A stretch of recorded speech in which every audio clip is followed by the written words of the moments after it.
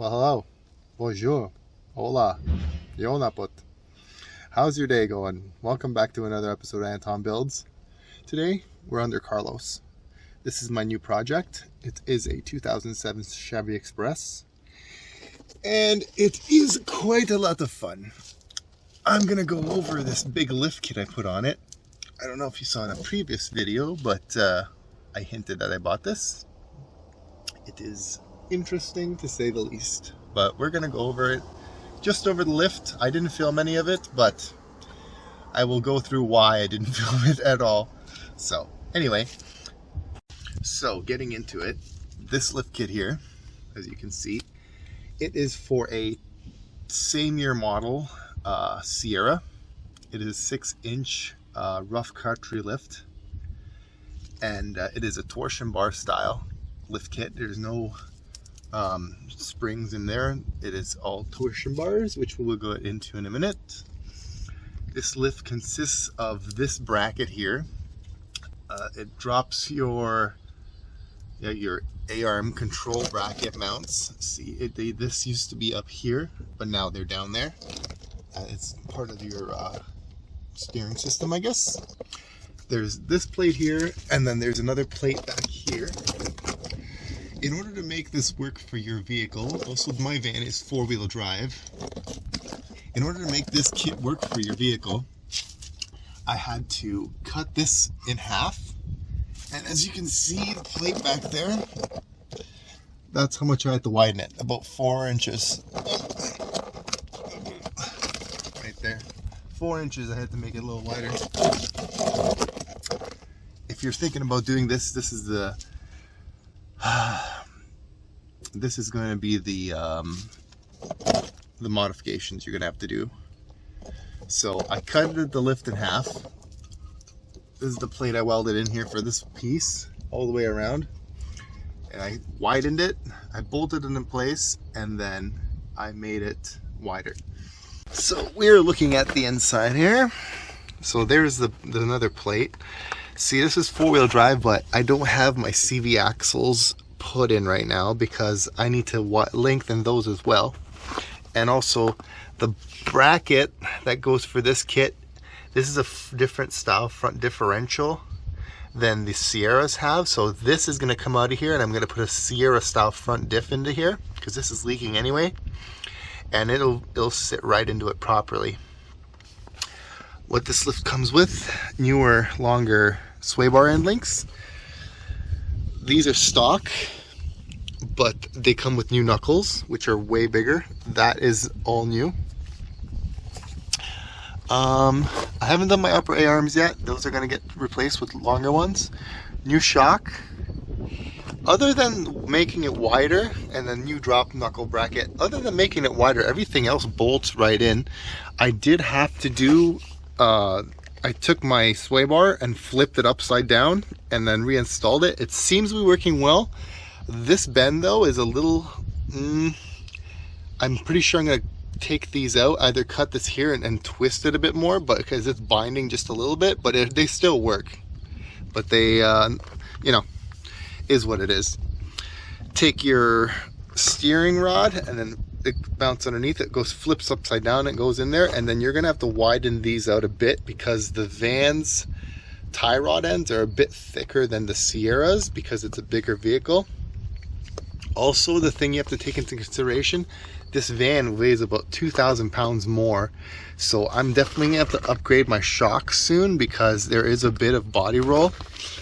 Not too crazy, but I did have to get some wheel spacers, these big old bores here, to 4-inch to no, 3-inch, sorry, 3-inch, there's just a 4 there, 3-inch wheel spacers in order to keep it topsy-turvy. But other than that, it's pretty good. Going to the back here, we have these ginormous lift blocks. These guys right here, you see this? This is a lift block, 6-inch lift block. The thing with the vans, I will say, is when you're lifting this, the brake lines, this was probably the hardest part of the entire get up here, is finding these. The brake lines themselves you can find on Amazon, but they just connect right into the banjo bolt there. That's stock, but this piece here, going from your original fitting, there is nobody that makes anything that fucking connects the, I can't remember, it's like a 5mm to whatever this is. So I had to go to a hydraulic shop, get press-on fittings, which is working. It's been almost a couple of months since I put these on. No leaks, no, cross your fingers, nothing wrong so far, but these are compression fittings. When you install them, you have to cut it directly in line. There can't be any, you know, off camber about how you cut this. It has to be perfectly straight. And then this fitting goes on there. These are rated for 10,000 PSI, so I'm pretty sure it's going to be good here. We're not running anywhere close to there. And then this is a compression fitting. This screws in there and presses this onto the hose. And then this end is just a male to female. This is an adapter, and then this screws into there. And then that'll go around. Other than that, the hose that's usually here is only about that long. So it's like maybe 6 inches.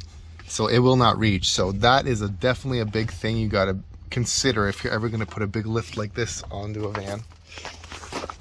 Coming underneath, also, these shocks here, these aftermarkets, you see up there, I had to make custom brackets because that's a flat style.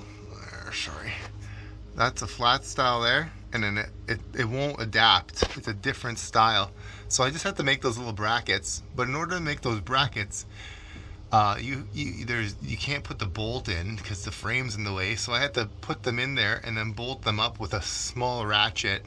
Yeah, it was just a bit of a nightmare, but I got them both in there. They're both in there. They're working pretty good. I like it. And then the bottom's the same, just bolts into place. I did have to go and get custom U-bolts made because I took the rear leaf springs out of a 3500, so I have a triple the payload capacity now, and I do have that gigantic overload spring there too. That boy is thick. Look at that, how thick that fucker is. And I think I didn't put 2 leafs into that pack anyway. I actually downsized a little bit, but I used some of the old ones, and then I have that much bolt left out too, so I could go a little higher, but I don't want the van to be raked either. It is already like an inch higher in the rear anyway because of that overload spring, but I think she's sitting pretty nice. She's up there. The 6-inch lift looks pretty fucking good. And then we have to get this rust done. Same thing on this side. This one got a little bit more of a bend in it, but same thing. Here is going to be a T, so this is even a little bit more complicated, but same thing. 2 compression fittings into a T, and then that goes like that. So it's not that bad, but you have to know what you're doing. Like I said, that's all done there.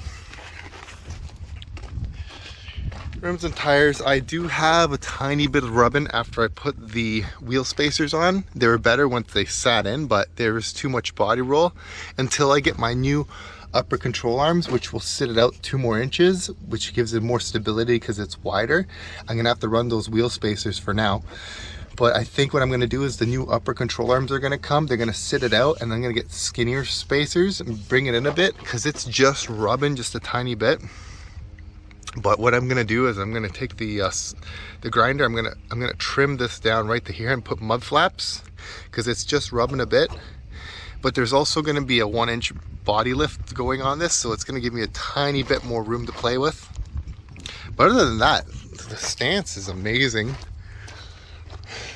It's actually quite good for what it is. You can see how much they sit out. I love it actually. It's very, very nice. But yeah, you can see on this side too. See, I haven't gotten the seat axles in.